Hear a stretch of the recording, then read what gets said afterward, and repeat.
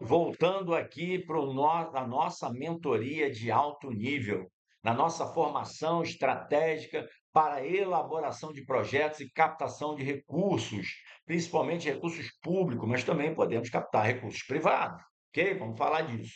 E aí, o que que eu venho trazer aqui?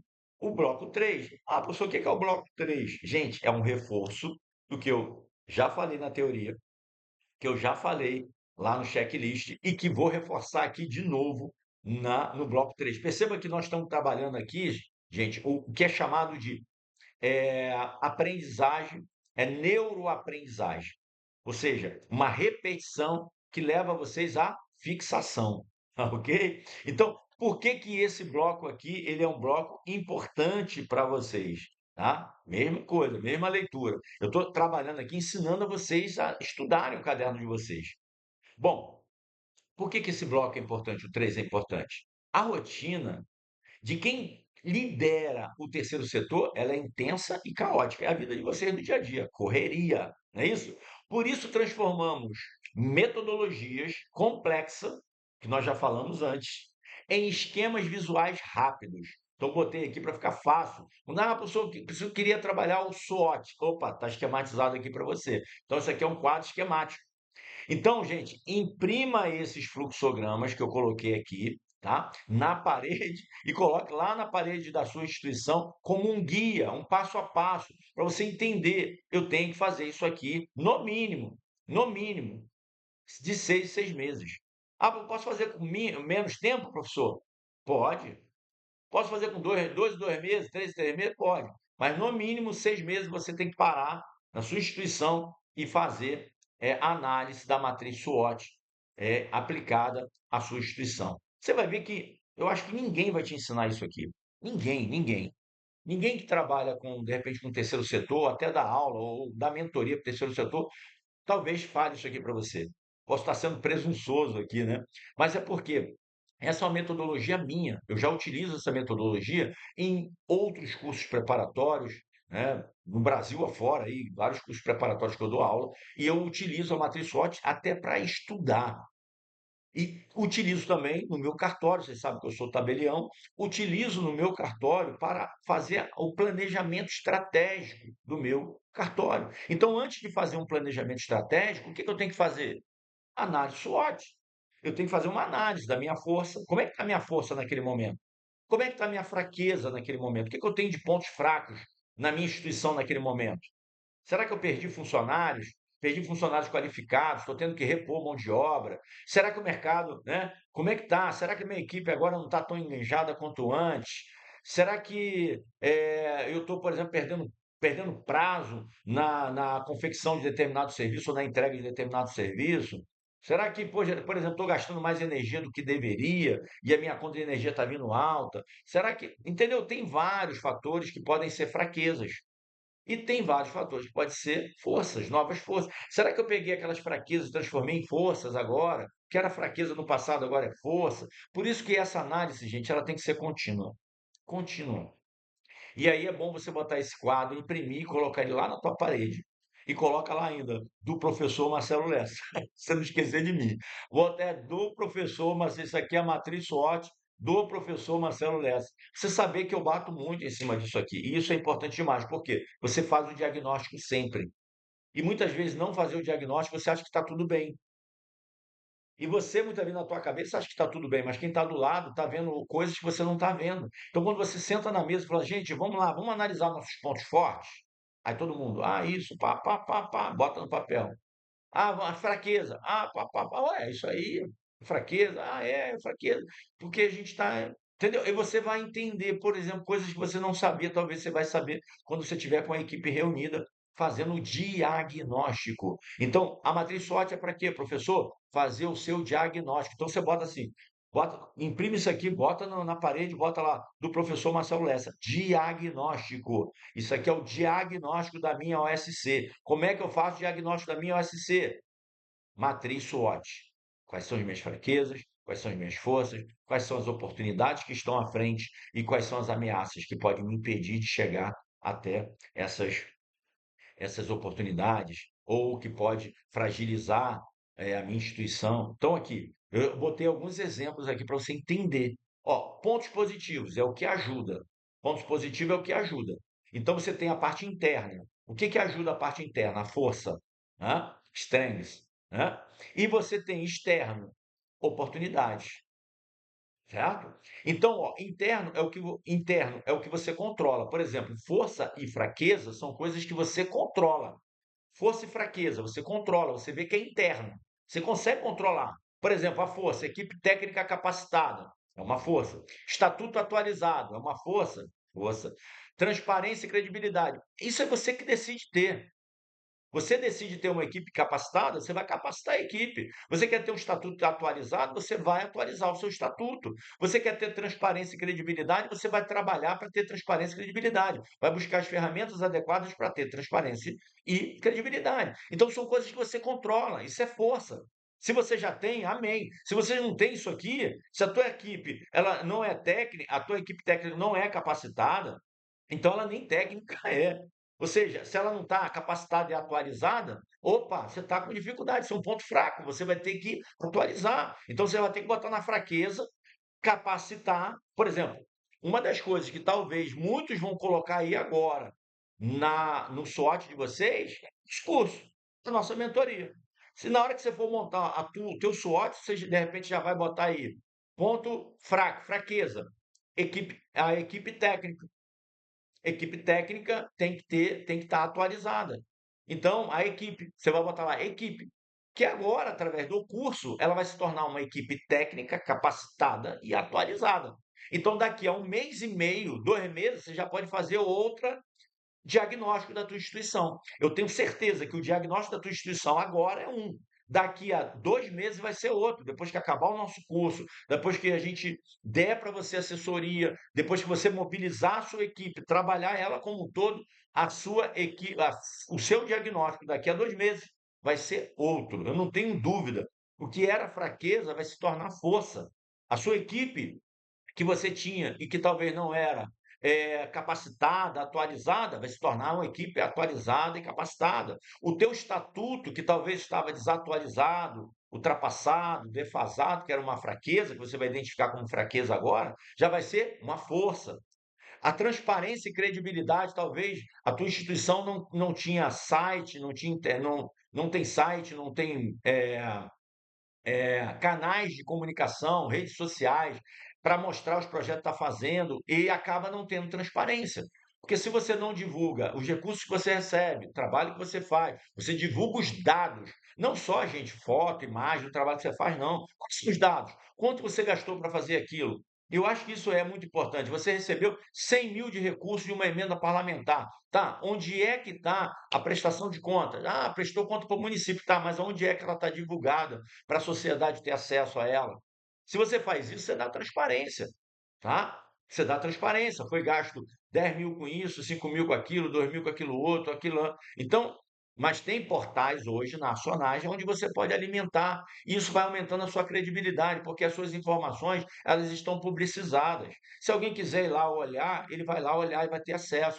Então, isso é um ponto forte. Fraqueza, falta de caixa, por exemplo, você está sem recurso. Eu não tenho dúvida que hoje, se você está nesse curso, você está nesse curso porque talvez esse seja um ponto fraco seu.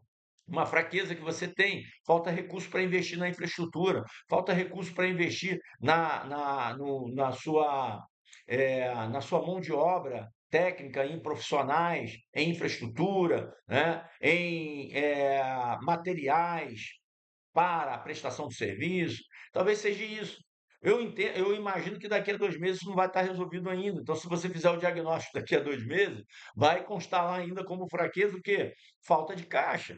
Mas talvez daqui a 6 meses, com todo esse trabalho que a gente está fazendo, agora vamos começar a capturar e monitorar os editais. Talvez daqui a 6 meses você já diga: opa, peraí, está começando a entrar caixa, está começando a entrar recurso na minha instituição, tá? Então, assim, nós vamos trabalhar aqui, possibilidade de você captar recursos, tá? Para a sua instituição.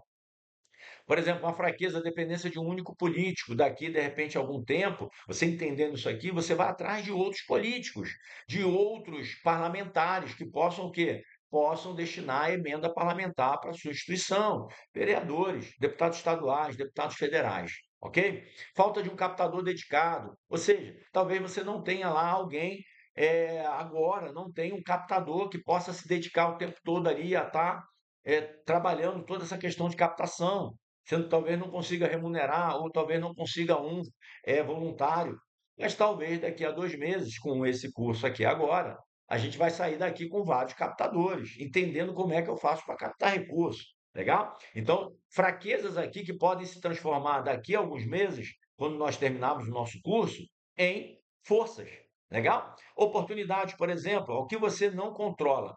Aí, interno é o que você controla, força e fraqueza. Tudo que eu falei até agora aqui, você controla, você decide, você pode mudar, você pode alterar. Isso está na tua esfera de poder. Agora, o que você não controla são as chamadas oportunidades. Isso você não controla. Oportunidade aparece. Já viu o pessoal falar? A oportunidade é igual como é que é um careca sentado num cavalo? Eu não sei se você já ouviu isso, né? Que ele passa que se você não segurar ali, já passou, já era, não consegue pegar mais. Eu não lembro agora o ditado, mas a oportunidade é assim. A oportunidade apareceu, você não pegou, já era. Então você tem que estar monitorando a oportunidade porque ela não está no teu controle. Você não mantém a oportunidade ali o tempo todo. A oportunidade ela vai vir e vai embora, vem, vai embora, vem, e vai embora. O que é oportunidade hoje, amanhã já não é mais. Já perdeu a oportunidade, né? Né? Essa frase você conhece bem, caramba, perdeu a oportunidade. Vem um edital, vencia hoje, dia 6. Você não viu o edital, só viu no dia 7, já era. Você perdeu aquele edital, você não pode se inscrever mais. Então perceba, oportunidade é aquilo que pode aparecer e você tem que ficar de olho. Saiu o edital do Ministério, opa, oportunidade. Mas você tem que estar monitorando. Se você não monitorar, você não vai ver a oportunidade. Apareceu lá um edital no Ministério, você vai lá e se inscreve. Tá? Abertura de prazo para emenda é uma oportunidade, você também não controla, isso está tudo lá. Abriu o prazo, você tem que fazer o quê? É uma oportunidade. Você já tem que entender o orçamento dos ministérios, dos entes federados, né? Seja da União, do Estado, do município, entender o orçamento deles e onde é que o parlamentar pode emendar. E você já está com o teu projetinho. Abriu o prazo da emenda já em cima do parlamentar. Você já sabe quais são os prazos de abertura de emenda dos vereadores do teu município? Você já sabe o prazo de abertura de emenda dos deputados estaduais do seu estado? Você já sabe o prazo de abertura de emenda dos deputados federais? O captador de recursos tem que saber isso, ele tem que monitorar, ele tem que saber quando abre o prazo para emenda e quando encerra. Porque é nesse meio tempo aqui que o parlamentar vai estar lá pensando onde é que eu vou botar o meu recurso, onde é que eu vou botar a emenda, para onde eu vou mandar. Se você não for nele nesse momento, já era. De repente você encontrou com ele outros meses, ele não vai lembrar mais de você. Esquece que ele não vai lembrar mais de você. Você teve com ele lá em outubro, você teve com ele lá em junho, falou com ele de uma emenda, da possibilidade dele ajudar a tua instituição. Ele quer, ele falou: não, pode deixar, eu vou ajudar. Só que no prazo ali que abriu para ele fazer a emenda ao orçamento, ele está tentando lembrar todo mundo que pediu. Se ele não anotou no papelzinho, se não está na lista dele, a secretária não pegou, e você, nesse período, não foi atrás dele, perdeu. Perdeu o quê? A oportunidade. Olha aí, perdeu a oportunidade. Então, o que você tem que fazer? Estar atento. Você tem que ter lá a listinha. Na Câmara de Vereador do meu município, o prazo para emenda ao orçamento é tudo no início do ano, tá, gente? É tudo no início do ano, porque é o momento que a lei orçamentária está sendo aprovada. Então você já vê lá qual é a data, da data tal, a data tal, vai ser a abertura do prazo para emenda. Você tem que ir atrás do teu vereador, ou que não seja teu vereador, sair visitando todos os gabinetes, apresentando a sua instituição, apresentando. Perceba, você não precisa ter nenhum vereador, você não precisa ter um deputado, você não precisa ter um deputado federal, estadual, seu, não, para dizer que é seu, não precisa. Você precisa o quê? Ter o teu projeto, ir lá e apresentar para o parlamentar. Apresentar para ele, apresentar para o chefe de gabinete dele, mostrar o quanto é relevante o teu trabalho. Tá? Mas para isso você tem que estar o quê? Com o teu portfólio montadinho, para você ir lá visitar todos os gabinetes. Isso é o trabalho do captador. Você não tem uma causa? Então, você tem que investir na sua causa. Tá? Investir na sua causa, lembra que eu falo que o maior ato de amor à causa é a capacitação técnica que você está fazendo aqui agora. Então, se capacitar é um ato de amor, porque você está se preparando mais para poder dar o teu melhor naquilo que você está fazendo hoje, certo? Então isso aí é um ato de amor. Você está aqui assistindo essa aula agora, não sei em que hora que você está assistindo, se é de madrugada, se é de dia, se é de noite, né? Mas isso é um ato de amor que você está fazendo aqui agora. Então, oportunidade, lei de incentivo. Vocês conhecem a lei de incentivo? Nós vamos falar aqui. Talvez você conheça, talvez não conheça, mas é uma oportunidade. Por exemplo, a destinação de um percentual do imposto de renda para a sua instituição. Só que todo o imposto de renda ele não vai direto para a instituição, ele tem que ir para um fundo municipal, um fundo estadual. E esse fundo é que vai fazer o repasse para você. Mas para chegar até você, você vai ter que montar um projeto, você vai ter que apresentar esse projeto para o conselho desse fundo. Tá? Então tem um conselho aqui. O conselho vai aprovar o teu projeto, aprovou o teu projeto, aí você pode receber o dinheiro do fundo. Então, assim, são vários detalhes, são oportunidades, por isso que você tem que estar capacitado. Legal? Ameaças. Mudança na legislação. Mudou a legislação. É uma ameaça. A legislação pode mudar o tempo todo. Ou pode mudar a qualquer tempo todo. Não, mas a gente sabe que tem o tempo todo aí mudando, né? Mas a qualquer momento, uma legislação pode mudar. E se muda, muda a regra do jogo. Gente, imagina, você já conhece a regra do jogo, sabe como é que faz. O que que é uma ameaça? A regra do jogo pode mudar a qualquer momento. Mudou a regra do jogo. É ruim para você ou é bom para você. Você vai ter que entender, mas você vai ter que reaprender a regra do jogo. Mas perceba, é uma ameaça. É uma ameaça que pode ser ter efeitos positivos ou pode ter efeitos negativos. Mas perceba, em tese, o risco é mais negativo, né? A ameaça ela fica mais como negativo, né? Crise econômica impactando doações. Toda a crise econômica vai impactar as doações, não tenha dúvida disso. Burocracia bancária excessiva. Então, qualquer tipo de burocracia, ela pode prejudicar e ela é uma ameaça para a sua instituição, não tenha dúvida disso. Ainda aqui no nosso quadro esquemático e fluxograma, nós temos a questão dos atores. Lembra que eu falei? Dicionário dos atores, quem é quem? Isso aqui a gente já falou.